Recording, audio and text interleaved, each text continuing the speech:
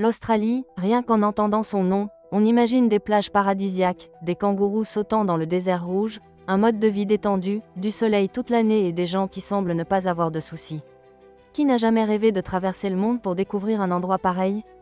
Pourtant, derrière les images de cartes postales se cache une Australie bien différente de celle présentée dans les guides touristiques, un pays où le coût de la vie écrase des familles entières, les aborigènes souffrent encore d'exclusion sociale, la consommation excessive d'alcool crée des problèmes graves et les immigrants demandant l'asile finissent emprisonnés et envoyés sur des îles lointaines dans un système controversé.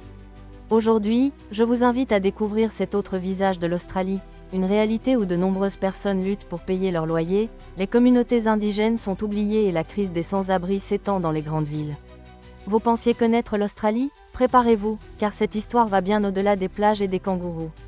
La terre promise, Sydney, Melbourne, Brisbane, Perth, Adélaïde.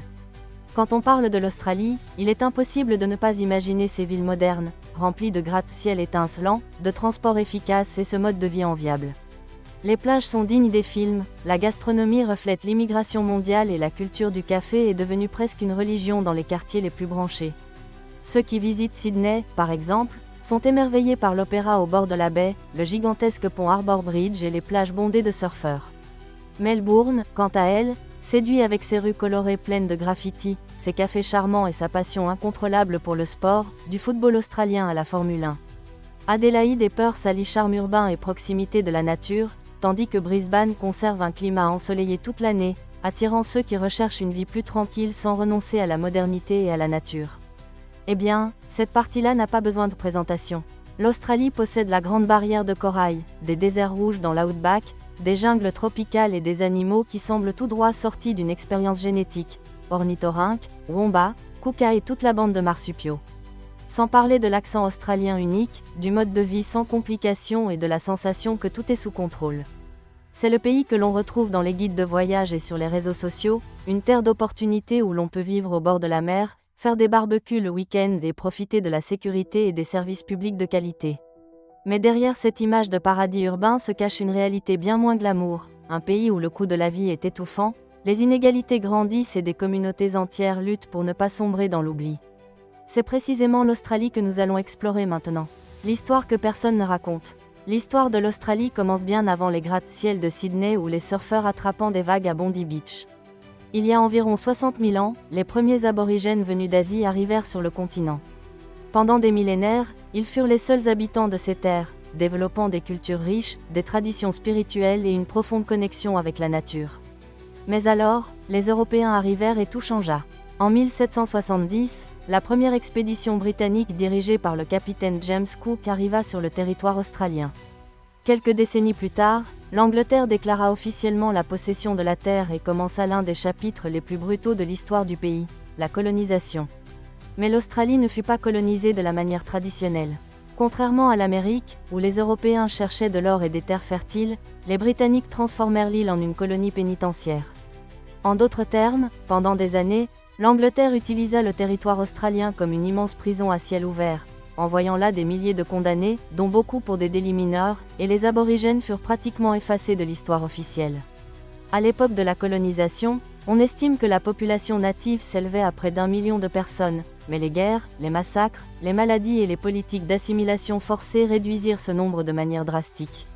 Aujourd'hui, les aborigènes représentent moins de 1% de la population australienne et continuent de faire face à de graves difficultés pour préserver leur culture et garantir leurs droits fondamentaux. Le pays a continué de changer.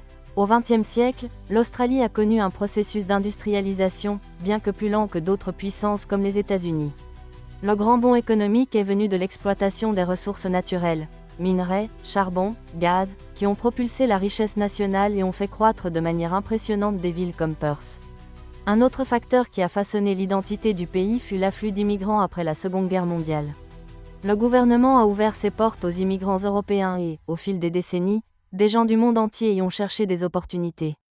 Aujourd'hui, Sydney et Melbourne figurent parmi les villes les plus multiculturelles de la planète, avec des quartiers entiers dédiés à différentes ethnies, des restaurants typiques et des festivals qui célèbrent cette diversité. Cela semble être la recette parfaite pour un pays prospère, n'est-ce pas? Mais cette prospérité a un autre côté, et c'est là que les choses deviennent sombres.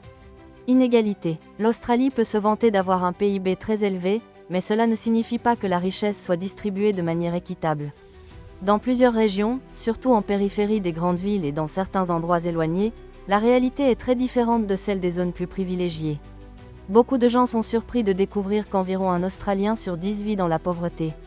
Et ce ne sont pas seulement les chômeurs, il y a des travailleurs à plein temps qui, même avec un revenu modeste, ne peuvent pas faire face au coût de la vie élevé.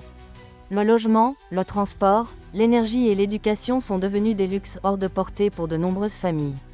En périphérie des grands centres urbains, des quartiers comme Mount Druitt, Blackton et Fairfield à Sydney, et Broadmeadows, Dandenong et Sunshine à Melbourne, font face à une réalité bien différente de celle des zones touristiques privilégiées. Le chômage, le manque d'infrastructures et les taux de criminalité élevés font de ces endroits des mondes à part, loin de l'image d'un pays prospère et développé. Et la situation dans les villes est même meilleure que dans certaines régions éloignées.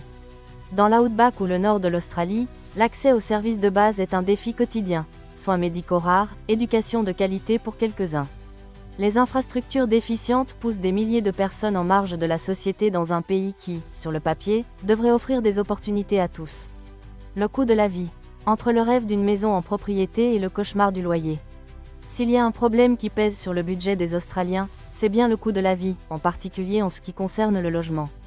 Acheter une maison pour beaucoup est devenu un rêve lointain. Le prix moyen d'une propriété à Sydney a déjà franchi le million, et il ne s'agit pas de maisons de luxe en bord de mer, mais de maisons normales, souvent anciennes, qui n'ont fait qu'augmenter avec les années.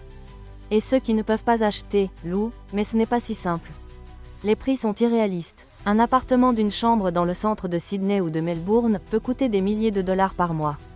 Pour donner une idée, selon le site Neighbourhood, le loyer à Sydney dépasse déjà les 4 000 par mois. Melbourne est un peu moins cher, mais dépasse toujours les 2 500. Vous pouvez penser que si les salaires en Australie sont élevés, eh bien, tout le monde ne gagne pas bien.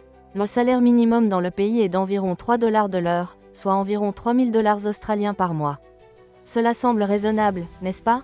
Mais quand on met sur la table le loyer, le transport, les factures d'électricité et d'eau, la nourriture et d'autres dépenses de base, il est clair que les comptes ne sont pas équilibrés.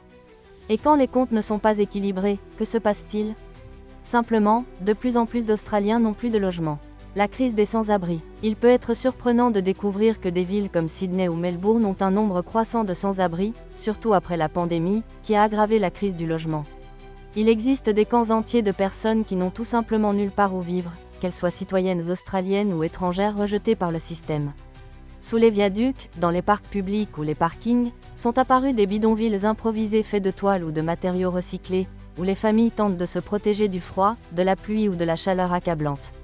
Si vous pensez que les sans-abri ne sont que des personnes sans emploi ou dépendantes des drogues, oubliez ce stéréotype.